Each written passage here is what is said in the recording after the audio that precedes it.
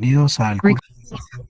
Vamos a seguir avanzando con el mismo. Hemos estado estudiando temas de sociología jurídica o sociología del derecho, es decir, estamos preocupados por la relación que existe entre la sociedad y el derecho, en cómo la sociedad ha creado al derecho y cómo es que el derecho persigue un fin dentro de esa sociedad. Entonces, hoy vamos a seguir abordando algunos temas al respecto, pero antes de seguir avanzando, entonces queda el espacio por si alguien tiene alguna duda, alguna inquietud, algún comentario, para que lo pueda plantear ahora.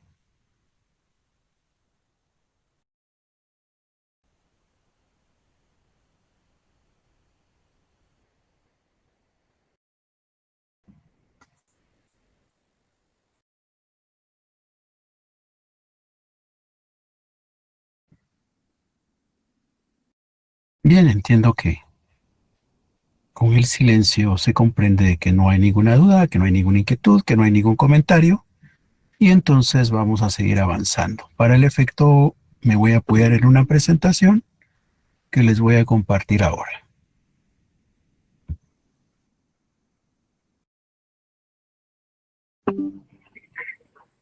Solo para recordar en este tema en donde estamos hablando de la vida jurídica del derecho o la vida del derecho, pues hemos tratado un primer tema que es la aceptación del derecho, un segundo tema que es la eficacia del derecho y ahora abordamos uno tercero que es la legalidad y la legitimidad. Legalidad y legitimidad son dos conceptos distintos, no son sinónimos, cada uno tiene su propio significado. Veamos cada uno de estos. Cuando hablamos de la legalidad, estamos hablando de la ley, estamos hablando de lo jurídico propiamente, mientras que cuando hablamos de la legitimidad, nos estamos refiriendo a la sociedad, a lo que la sociedad considera. Entonces, legalidad tiene que ver con el derecho y legitimidad tiene que ver con los grupos sociales. Eh, de la legitimidad se dice que hay dos elementos. La legitimidad puede ser de origen o puede ser de ejercicio. ¿Cuál es la diferencia entre una legitimidad de origen y una legitimidad de ejercicio? La de origen tiene que ver con la creación de una entidad, de un organismo, mientras que la de ejercicio tiene que ver con el desempeño de este. Eh, por ejemplo, nosotros sabemos que existe en Guatemala el Instituto Guatemalteco de Seguridad Social, el IX. Este es un resultado de la Revolución de Octubre de 1944. Allá en aquella época se le ocurrió a quienes tenían el poder público o el poder político crear un instituto que se mantuviera con los recursos del Estado, los recursos que aportara la iniciativa privada y una porción por parte de los trabajadores. Se pensó que este instituto podría ser de mucho beneficio para la sociedad porque podría cubrir, por ejemplo, cuestiones relacionadas con la salud de los trabajadores. ¿Eso que nos muestra? Nos muestra el origen de la institución. Y ese origen de la institución está orientado por las necesidades de las mayorías. Como hemos dicho, la legitimidad tiene que ver con las colectividades, tiene que ver con los grupos sociales. Entonces, en este sentido, vamos a afirmar que el IX es una institución que tiene legitimidad de origen, porque cuando se creó fue pensando en las mayorías. De igual manera, hay otras instituciones que se han ido creando a través de la historia que nos muestran que la creación de estas no se hizo pensando en las mayorías, ¿verdad? Por ejemplo, por ahí hay un decreto relacionado con la tierra en donde lo que se está buscando de alguna manera es preservar la propiedad privada. Entonces, bajo esas circunstancias, esa normativa que surge después de la Revolución de Octubre en contra de aquel decreto 900, pues definitivamente su origen no es de legitimidad. ¿Por qué? Porque no anda buscando el bienestar de las mayorías, sino está pensando más en los intereses particulares de algunos. Para que haya legitimidad de origen, pues tiene que ser una institución que nace y lo que busca es atender los intereses de la colectividad, el bien común, el interés de las mayorías. Ahora, ¿qué pasa con el ejercicio? El ejercicio tiene que ver con el desempeño, con el qué hacer. En el caso del IX ya dijimos que tiene legitimidad de origen. Pero cuando vemos, por ejemplo, cómo se comporta hoy, cómo se da el quehacer de la institución, pues podría ser cuestionable que sea legítimo. ¿Por qué? Porque de repente con lo que está haciendo no está buscando apoyar a la mayoría de la población, sino que posiblemente, por ejemplo, si está realizando unos procesos de compras en donde los medicamentos son adquiridos de una manera poco transparente, en donde los medicamentos de repente son pagados más allá de lo que en el mercado normal tienen su precio, pues entonces bajo esas circunstancias vamos a decir que el ejercicio de esa institución no está orientado a atender el bien común, el interés de las mayorías, el bienestar social, sino que está centrada en los intereses particulares de algunas personas. Y en ese sentido, entonces diríamos que no hay legitimidad de ejercicio. ¿Se dan cuenta? La legitimidad tiene que ver con el interés social, tiene que ver con el beneficio común, tiene que ver con el interés de las mayorías. Si se atiende las necesidades, los intereses de las mayorías, hay legitimidad, que no es lo mismo que legalidad. Porque legalidad, por ejemplo, yo podría de repente evaluar un proceso de compra de medicamentos y resulta que comparando con los requerimientos que se establecen en los procesos contenidos en la ley de contrataciones del Estado y el reglamento respectivo, podría de repente decir que cabalmente han cumplido con todo ese procedimiento. Entonces diríamos que pues hay legalidad, pero no hay legitimidad. Si resulta que los recursos, por ejemplo, que está recibiendo el IX, una buena parte se quedan en depósitos bancarios en vez de estar atendiendo tantas necesidades que hay de la población, pues entonces diríamos que no está pensando en las mayorías, sino en la conservación de ese dinero, entonces no hay legitimidad de ejercicio.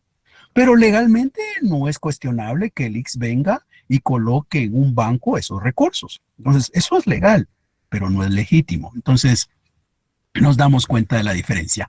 Legalidad lo que implica es hacer las cosas conforme a la ley, mientras que legitimidad es hacerlas en atención a los intereses sociales, el bienestar común. Esa es la diferencia. Hablando de la legalidad, sabemos que existe un principio de legalidad. El principio de legalidad lo que nos dice es que los funcionarios públicos pueden hacer todo siempre y cuando la ley, perdón, siempre y cuando la ley se los permita.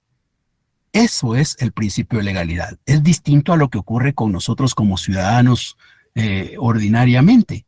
Porque nosotros como ciudadanos, por ejemplo, somos libres para hacer cualquier cosa, siempre y cuando la ley no lo prohíba.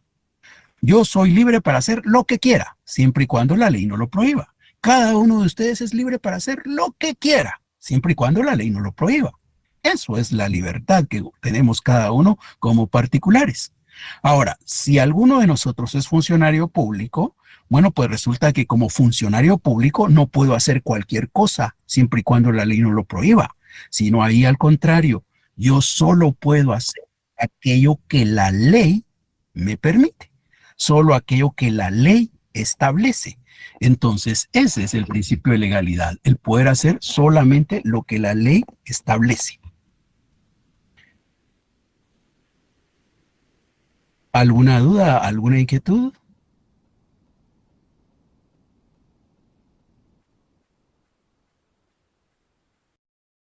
No, licenciado, todo claro, gracias. Muchas gracias. Bien, entonces seguimos hablando de la legalidad y de la legitimidad.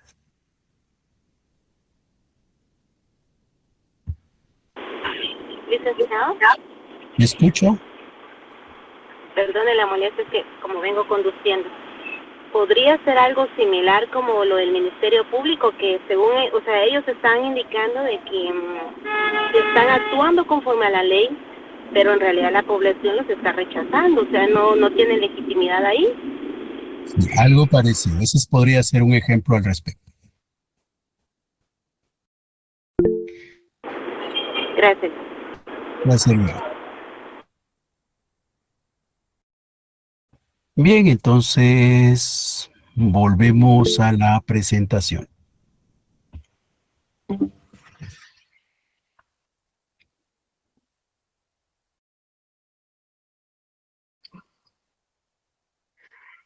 Licenciado, Ahora, perdón. Buenas noches. diga. Disculpe la interrupción. Fíjese que no me quedó muy claro por así decirlo, el concepto de la legitimidad de origen. Usted decía que era como la creación de un órgano, pero no me quedó muy clara esa explicación, licenciado, disculpe. Sí, es la creación de una institución, de un órgano, de una entidad.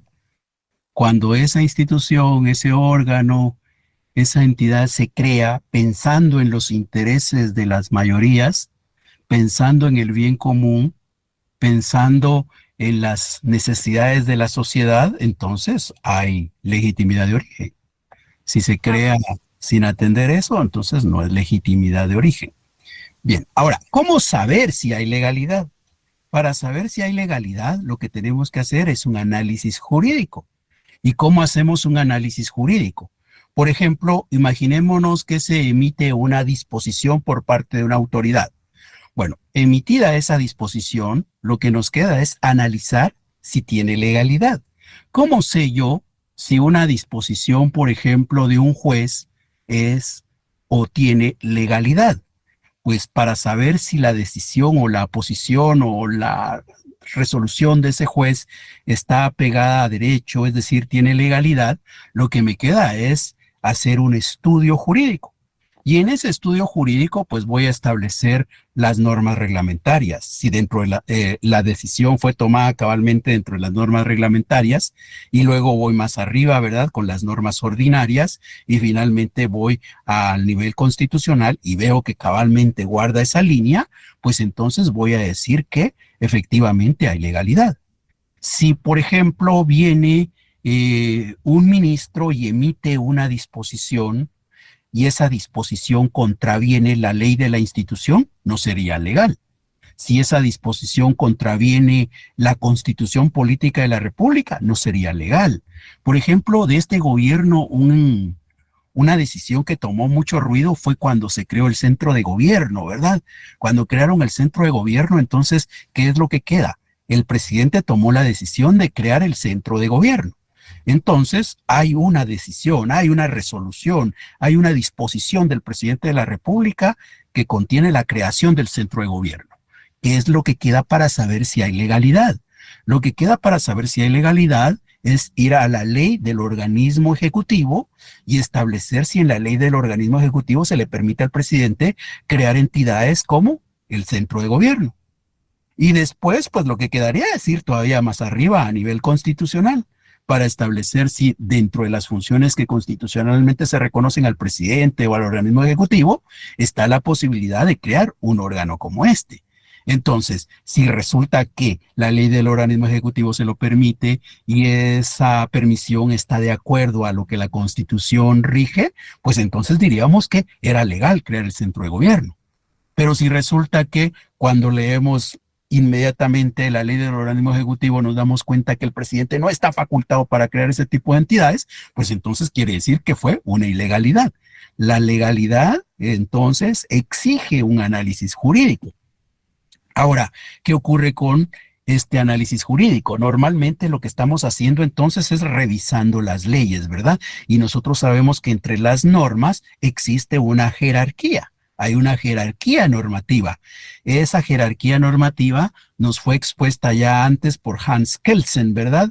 Él construyó una pirámide y en esa pirámide colocaba en la parte superior las leyes fundamentales, luego las leyes ordinarias, las reglamentarias, las decisiones judiciales, y entonces lo que quedaba era ir haciendo esa revisión desde abajo hasta arriba, ¿verdad? Si las disposiciones de abajo se hacen respetando las disposiciones que se encuentran en esa pirámide hacia arriba, pues hay legalidad. ¿Qué hemos hecho ahí? Un análisis jurídico. Entonces, la pirámide de Hans Kelsen es una herramienta que nos ayuda a hacer ese análisis jurídico para establecer si hay o no legalidad.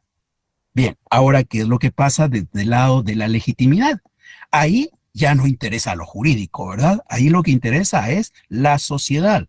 Y entonces lo que hay que hacer es un análisis social.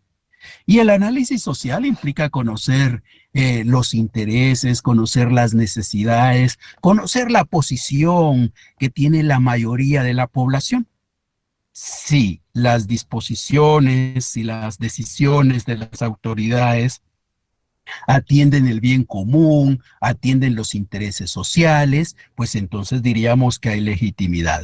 Ahí es de ver. Si la mayoría está de acuerdo, entonces podríamos decir que hay legitimidad. Nuestro análisis no es jurídico, ahí nuestro análisis es social. Bien, entonces esto es lo que podemos hablar de la legalidad y legitimidad. Bueno, ahora un cuarto punto, la seguridad jurídica. ¿Qué es la seguridad jurídica? Perdón. Diga.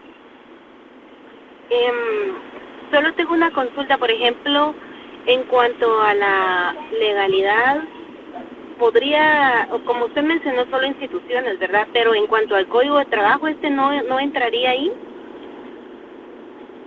Pero el Código de O sea, Trabajo esta ley, el Código de Trabajo, por haber nacido de una propuesta social, o sea, de todas estas necesidades que se necesitaban cubrir. no depende que ya entiendo, creo que ya entendí. Usted se refiere si existe legitimidad en el Código de Trabajo. Sí, ajá, que sí, por Claro. ejemplo, el Código de Trabajo también es parte de una creación, o sea, legitimidad de origen por haberse creado de esa forma. Así es, correcto, correcto. Es que cuando se habla de institución en el derecho, no se está hablando necesariamente de un ministerio, de una municipalidad, de un establecimiento o de un edificio. La palabra institución en derecho tiene un significado más extenso. No solamente cuando decimos Instituto Guatemalteco de Seguridad Social o Instituto Nacional de Ciencias Forenses. No, también, por ejemplo, se recuerdan que cuando leen ustedes en el Código Civil la definición de matrimonio se dice que es una institución, ¿verdad? Entonces, la palabra institución va más allá de un establecimiento, de un edificio. La palabra institución se refiere a la concreción de derechos y obligaciones.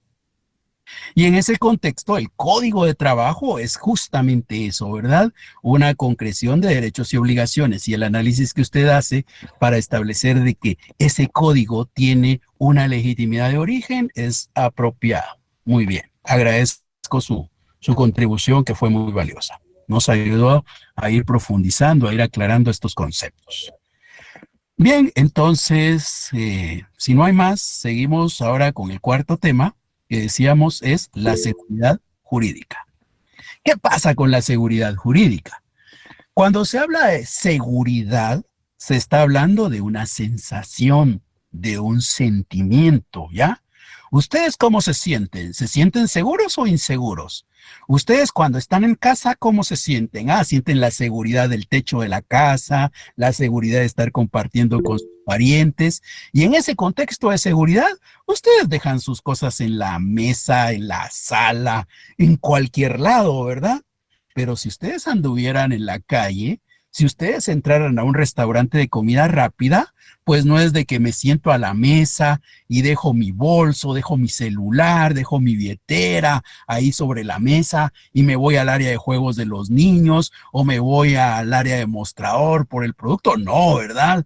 Dejaremos algo para reservar el espacio, pero no algo valioso porque no sabemos qué pueda pasar. ¿Qué quiere decir? Que no tenemos la misma sensación cuando estamos en ese lugar que cuando estamos en la casa. Ahí de repente enfrente de la casa puedo caminar tranquilo, pero si por alguna situación resulta que me toca caminar en la noche en un lugar que se dice ahora zona roja, pues entonces ya voy a sentir yo un temor cuando ando avanzando por esas calles. ¿Se dan cuenta? La seguridad es una sensación, es un sentimiento que vamos a tener. En ese caso, los ejemplos planteados tienen que ver con seguridad ciudadana, ¿verdad? La seguridad que como personas tenemos al andar por este mundo, enfrentándonos a otros seres humanos. Bueno, pues ese sentimiento que estamos teniendo en esos momentos es nuestra seguridad. Pero ahora no estoy hablando de seguridad ciudadana, estoy hablando de seguridad jurídica. Entonces, la seguridad jurídica tiene que ver con ese sentimiento, con esa sensación, pero no es con relación a que me quiten mi mi billetera, a que me arrebaten mi celular, a que abran mi carro, a que se entren a mi casa. No, tiene que ver más con relación al derecho, a las normas jurídicas. ¿Tengo yo seguridad en las normas jurídicas? ¿Tengo yo seguridad en las normas jurídicas? Entonces, esa seguridad, esa confianza, esa certeza de que las normas jurídicas están allí y se van a observar, se van a respetar, esa es la seguridad jurídica. Entonces, por ejemplo, con este proceso electoral que estamos avanzando ya en una parte final, resulta que se ha dado mucha discusión, ¿verdad? Mucha discusión sobre quiénes pueden participar, quiénes no pueden participar. Se dio la primera vuelta y luego pues hubo otros momentos en donde si sí o si no, si había o no segunda vuelta, que confirmaban que sí había, pero que todavía no se abría la competencia prácticamente. Pues se dio la segunda vuelta y ahora la discusión es, pero si van a ser partido, no son partido y tanta cosa, ¿verdad? ¿Qué nos muestra eso? Alguna inseguridad. Entonces no hay seguridad, pero la seguridad ahora tiene que ver con las normas. Entonces, ¿cuándo tengo yo seguridad? Yo tengo seguridad cuando creo en las normas, cuando creo que esas normas van a respetarse, cuando creo que esas normas no encierran algunos factores que pueden menoscabar la situación. Por ejemplo, ¿qué factores menoscaban la seguridad? Si las normas encierran ambigüedad o tienen lagunas, pues yo voy a sentir alguna inseguridad, no voy a tener seguridad jurídica. Si resulta que la norma es ambigua, entonces algo así como lo que ocurre, por ejemplo, solo es por ejemplo, aquella disposición relacionada con que los parientes de caudillos no pueden participar en un proceso electoral. Bueno, pues hubo una ocasión en donde la hija de un caudillo se quiso inscribir y le fue denegada la inscripción. Y hubo otros momentos en donde sí ha logrado participar. ¿Qué nos muestra eso? De alguna manera podríamos decir que por ahí podríamos estar encontrando ambigüedades. Esas ambigüedades hacen que en algún momento le puedan decir sí, pero en otro momento le puedan decir no. ¿Y eso qué nos da? ¿Eso nos da seguridad? No, eso menoscaba la seguridad.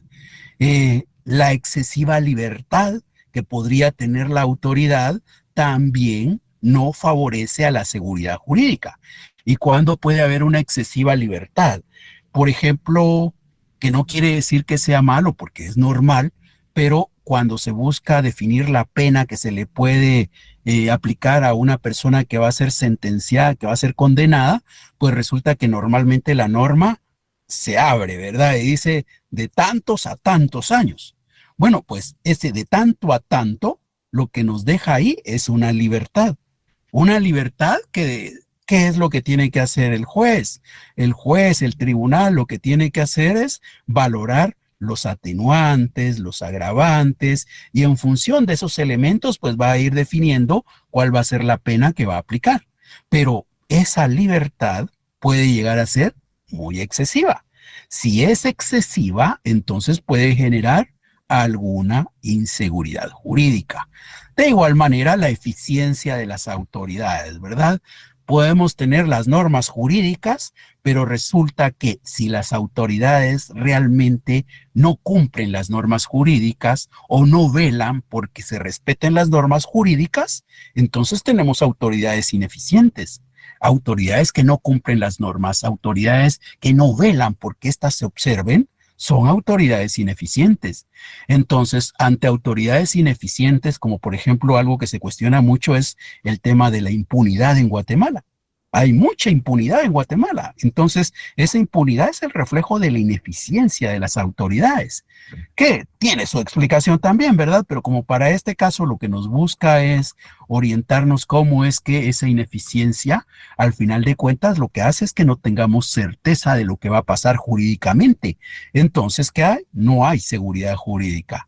La extralimitación de las autoridades. Si las autoridades pueden algunas veces, aun cuando existe una ley, ir más allá de la ley, pues entonces se están extralimitando. Y si bien es cierto, hacer cosas más allá de lo que la ley permite es un delito en Guatemala, pues resulta que hay muchos que hacen más allá de lo que la ley les está diciendo. Y eso lo que hace es que haya una inseguridad, no favorece la seguridad jurídica. El otro elemento va a ser los constantes cambios de normas y esto sobre todo se manifiesta cuando se trata de temas económicos. Por ejemplo, hay inversionistas que dicen, ay, es que no vamos a invertir en Guatemala. ¿Y por qué no? Si Guatemala, miren, relativamente ofrece bastantes comodidades, hay una infraestructura aceptable, existe gente que anda buscando trabajo, incluso hay gente que está bien formada y que ustedes podrían aprovechar. Pero dicen, sí, pero lo que pasa es que las normas en Guatemala no las pueden cambiar con mucha facilidad. Entonces, de repente, hoy existen ciertos impuestos, pero nada asegura que esos impuestos se van a mantener por 20 años. Aquí en Guatemala podría ser que el año siguiente cambiaran los impuestos, modificaran alguna norma. Y entonces, ¿qué es lo que tenemos? Que no tenemos certeza sobre las normas que debemos observar. Ahí lo que tenemos es una inseguridad. Ahora, ¿qué es lo que se puede hacer para ir reduciendo estos factores, para apoyar la seguridad? Bueno, hay algunos principios ahí que nos van a ayudar, que nos van a favorecer a que exista seguridad jurídica. Uno de estos principios es el de legalidad que ya habíamos hablado. ¿Se recuerdan? Habíamos dicho que la legalidad lo que implica es que la persona puede hacer, el funcionario público puede hacer solo aquello que la ley establece. Ningún funcionario público puede hacer más allá de lo que la ley establece, solo lo que la ley establece. Por ejemplo, si yo fuera ministro de Desarrollo Social, soy ministro de Desarrollo Social y entonces como ministro de Desarrollo Social pues tengo ciertos programas que caben dentro de la competencia del ministerio. Entonces puedo usar los recursos en la ejecución de esos programas de asistencia social, de protección social. Pero, por ejemplo, no porque yo conocí a una persona hoy, ¿verdad? Y resulta que me entero de que está viviendo una situación especial, vengo y digo, ala, saquemos dinero del ministerio y le damos de la caja chica un poco de recursos a esta persona para que pueda superar esa dificultad por lo menos en estos días. Yo no puedo hacer eso, porque en todo caso lo que puedo es recomendarle a la persona que se acerque para ver si califica en esos programas y si califica, pues reciba los beneficios correspondientes. Pero no puedo yo tomar la decisión solamente porque me cae bien, solamente porque considero que su situación es agravante, que entonces vengo y aquí están los recursos del ministerio para que usted los pueda disponer. No. Usted como ministro de Desarrollo Social solo puede hacer aquello que la ley le dice que puede hacer, no puede extralimitarse. Entonces, la existencia de este principio va a ayudar a que haya seguridad jurídica. En la medida que nosotros podemos garantizar que los funcionarios públicos hacen solo lo que la ley les permite hacer, entonces vamos a cumplir este principio y vamos a tener seguridad jurídica. El otro elemento es el de no retroactividad. Este principio lo que busca es que las leyes no cambien y si cambian, que no surtan efectos para las situaciones que se dieron antes del vigor de esa ley. Nosotros sabemos que en Guatemala ese principio de no retroactividad está reconocido constitucionalmente, ¿verdad? Pero hay una excepción. ¿Cuál es la excepción al principio de no retroactividad? La ley penal. Pero no solo así. Materia penal que favorezca al reo. En lo penal, exacto, en lo penal, pero si en lo penal no favorece al reo, no se aplica, no es retroactiva. Tiene que ser siempre que favorezca al reo. Muy bien. En general, solo ahí tenemos ese principio, de ahí, en todo lo demás, la ley no puede modificar lo que ocurrió antes de que ésta entrara en vigencia. Entonces, eso lo que busca es generar alguna seguridad, porque quiere decir que lo que haya hecho en el ordenamiento jurídico que hoy está vigente, no me lo van a poder cambiar con una disposición que venga en el futuro, ¿verdad? Entonces, eso es lo que puede contribuir a que haya seguridad jurídica. Otro concepto es el de derecho natural. Cuando hablamos del derecho natural, realmente nos estamos acercando a aquello que son los derechos humanos, ¿verdad? Al hablar del derecho natural, desde Roma prácticamente se empezó a considerar este concepto.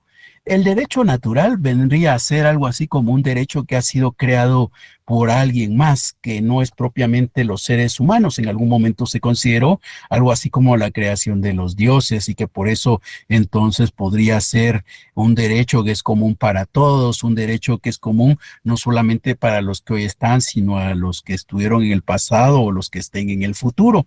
Y en ese contexto, pues poco a poco nos vamos a ir acercando a lo que se conoce como los derechos humanos. Los derechos humanos que de alguna manera podemos representarlos en dos grandes momentos, ¿verdad?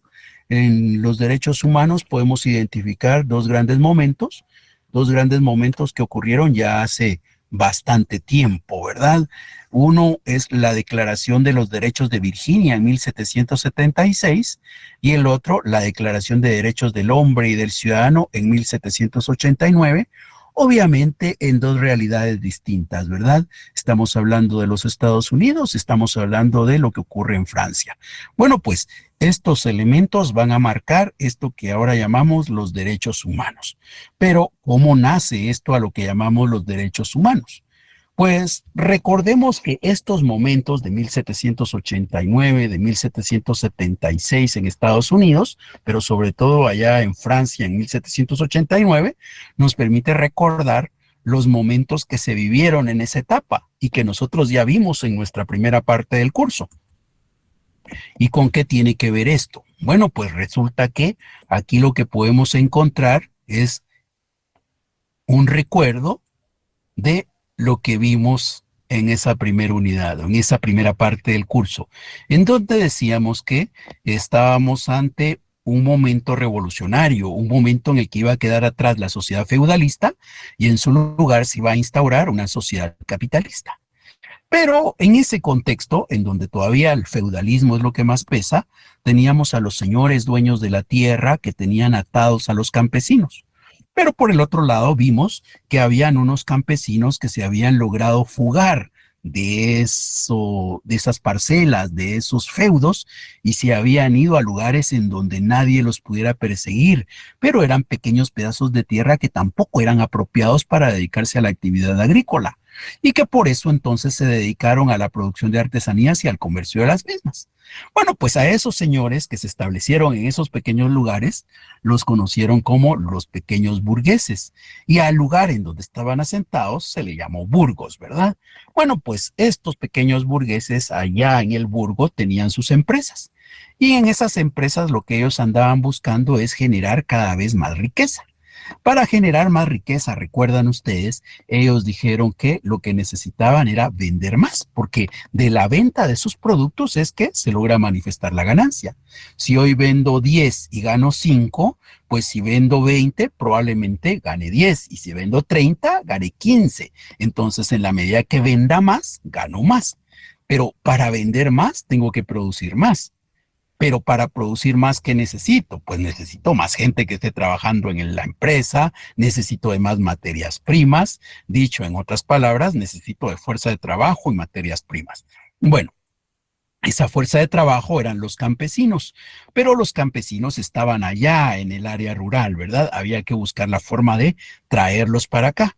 Y de igual manera necesitábamos materias primas y en aquel entonces la actividad textil era la más importante y entonces lo que necesitaban era la lana. Y esa lana viene de las ovejas, pero las ovejas no se pueden tener en la ciudad porque es muy pequeña. Estas ovejas deben de pastorearse allá en los feudos, en las fincas. Y resulta que los señores feudales no quieren dedicarse al cuidado de ovejas. Bueno, pues estos señores pequeños burgueses dijeron, necesitamos que vengan los campesinos a la ciudad y que esas tierras queden libres para dedicarlas a el pastoreo de ovejas. Y es así como entonces se va a dar una contradicción, una lucha entre los señores feudales y la pequeña burguesía, en donde los señores feudales dicen, no, nosotros queremos seguir siendo dueños de la tierra y dedicar la tierra a la agricultura. Y los pequeños burgueses dicen, no, nosotros queremos que esas tierras se dediquen al pastoreo de ovejas para que nosotros tengamos más lana. O en el otro contexto, vienen los señores feudales y dicen, nosotros queremos tener a los campesinos atados aquí a la tierra, que no se vayan a ningún lado, que sigan produciendo, que sigan siendo agricultores. Mientras que los pequeños burgueses dicen, no, nosotros queremos que liberen a los campesinos para que se vengan a la ciudad y entonces cuando no tengan nada que comer se vean obligados a entrar a nuestros talleres. Bueno, en ese contexto, decíamos ya antes, se da un proceso revolucionario y ese proceso revolucionario es el que ya también antes habíamos esquematizado en estas imágenes, que es la Revolución Francesa, en donde están luchando los señores feudales franceses con la pequeña burguesía francesa. Ya vimos nosotros, ¿verdad?, que allí se da el triunfo de la pequeña burguesía. Y cuando la pequeña burguesía triunfa, cuando la pequeña burguesía se hace del poder del Estado, pues viene a buscar resolver las contradicciones que habíamos planteado antes. Y es cuando dice, bueno, pues lo que vamos a hacer es una limpieza de fincas. Y se llama limpieza porque bota los cercos, bota los ranchitos. Y entonces, ¿qué pasó con los campesinos? Pues también hay que limpiar la finca de campesinos, ¿verdad? Y entonces los campesinos se van a ver obligados a tener que irse a los burgos y ahí van a tener que entrar a trabajar a los talleres de la pequeña burguesía. Pero ahora que ya han quedado libres y limpias las tierras, pues ahora pueden ser pobladas por ovejas que van a producir la lana, que es la materia prima que necesitan en esos talleres. Bueno, nos damos cuenta de lo exitoso que fue el proceso revolucionario de la pequeña burguesía. Pero ahí es donde podemos hablar de por qué la pequeña burguesía empieza a promover el principio de la libertad. La libertad. Cuando se habla de la libertad, quiere decir que las personas no pueden estar atadas a un lugar, como estaban atados los campesinos. Los campesinos ahora van a ser libres, formalmente libres, ¿ya? O sea, la pequeña burguesía promovió la libertad de los campesinos no porque, digamos, fuera empática con los campesinos y dijera, pobrecitos campesinos, no los dejan salir de la finca, apoyémoslos para que sean libres. No, no, no. La promoción de la libertad de los campesinos fue porque ellos tenían interés en que esos campesinos llegaran a la ciudad y entraran a trabajar a sus talleres. Entonces, ahí es donde se empieza a promover la libertad, que es un derecho fundamental en ese contexto. Pero además de esa libertad de los campesinos, se va a provocar que haya libertad en la misma ciudad también. ¿Y en qué contexto se da esa libertad que se va a estar promoviendo? Pues resulta que lo que estaba ocurriendo en aquella época es que habían reglas para poder dedicarse a ser artesano. No cualquiera podía ser artesano. Habían gremios de artesanos y había que pertenecer a ese gremio para poder dedicarse a la actividad. No cualquiera diría, ay, yo sé cómo se hacen zapatos, he estado viendo todos los días, ahora yo voy a poner mi propia producción de zapatos. No, no, usted es un aprendiz y ahí va a estar, pero no es que usted es aprendiz y llega un momento en el que ya es maestro y como maestro pone su propio taller. No, no se puede. Aquí hay un gremio y el gremio decide quiénes son los que lo integran y por tanto quiénes son los que pueden abrir el negocio.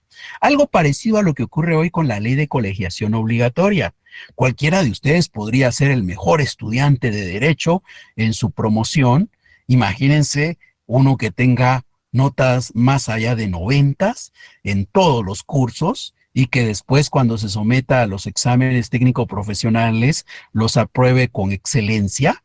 Bueno, pues resulta que entonces se va a graduar con honores. Se gradúa con honores, le dan los títulos que corresponden, hace gran fiesta, pero no por eso ya puede decir, ay, ahora que ya salí de la universidad y tengo mis títulos, hasta fui a la SAT y registré, y en la Contraloría también hice el registro correspondiente, pues ahora abro mi oficina. No, no puede, no puede. ¿Por qué? Porque para ejercer la profesión de abogado y notario debe estar colegiado. Si no está colegiado, no puede ejercer la profesión. ¿Y dónde hay que colegiarse? En el Colegio de Abogados y Notarios de Guatemala. Nadie que esté fuera del colegio puede ejercer la profesión de abogado o la profesión de notario. Hay que estar dentro del colegio. Eso era lo que existía allá en aquella época. En aquella época, si alguien iba a ser carpintero, zapatero, herrero, tenía que ser parte de ese gremio. ¿Eso qué nos muestra? Que no había libertad. Pero entonces estos pequeños burgueses empiezan a promover la libertad también en la ciudad. para que se dé la desintegración de los gremios. Entonces, para que cualquiera pueda dedicarse. Y eso es lo que con el paso del tiempo se conocería como la libertad de empresa, ¿verdad? Entonces, así es como empieza a promoverse la libertad en esa época del nacimiento del sistema capitalista. Y en ese contexto, entonces, podemos pasar a hablar de la igualdad ante la ley. Pero creo que con el tiempo nos vamos a quedar acá. Dejamos lo de la igualdad ante la ley para el viernes. Si alguien tiene alguna duda, algún comentario, alguna inquietud, puede plantearla ahora. Y si no, pues estaríamos cerrando la clase y estaríamos nuevamente en contacto el próximo viernes, siempre a las 18 horas.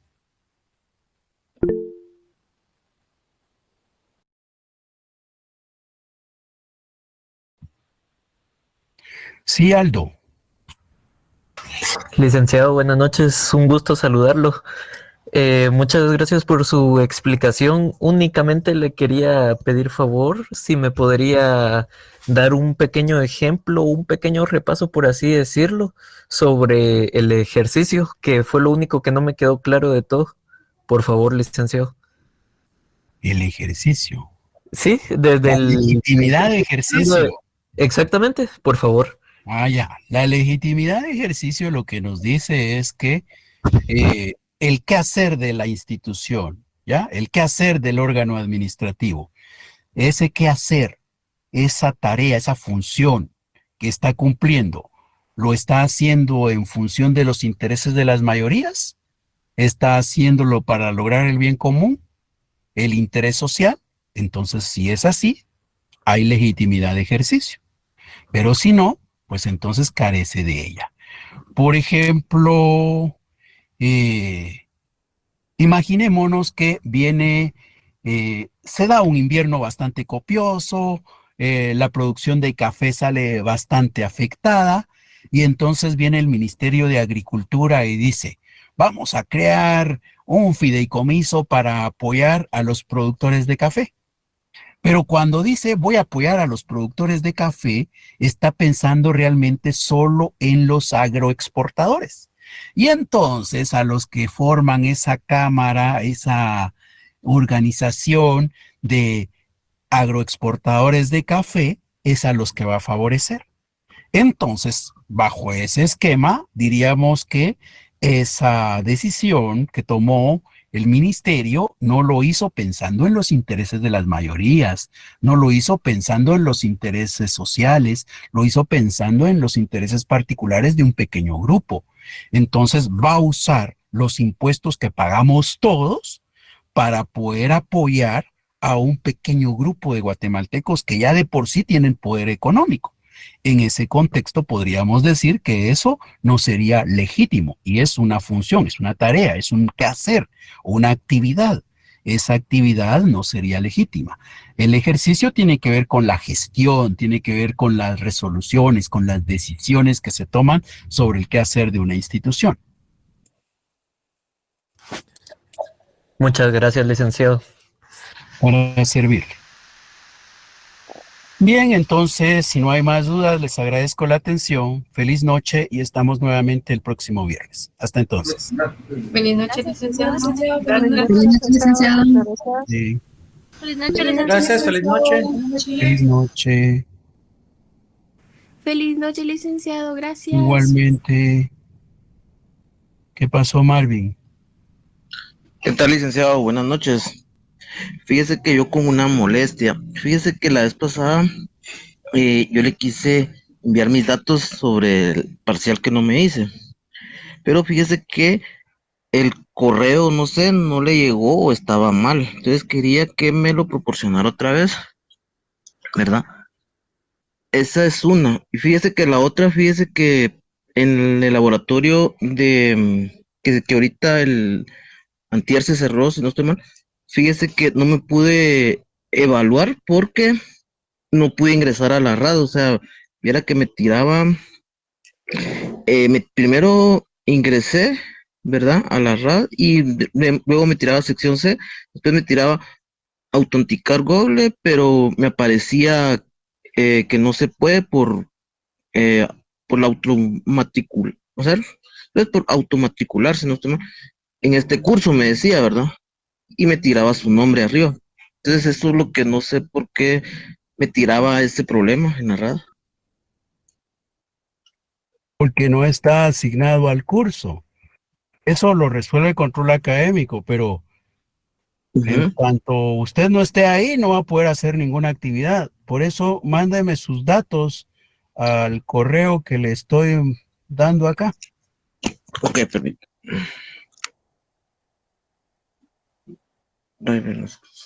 Ok. Le voy a enviar mis datos hoy, ¿verdad, licenciado?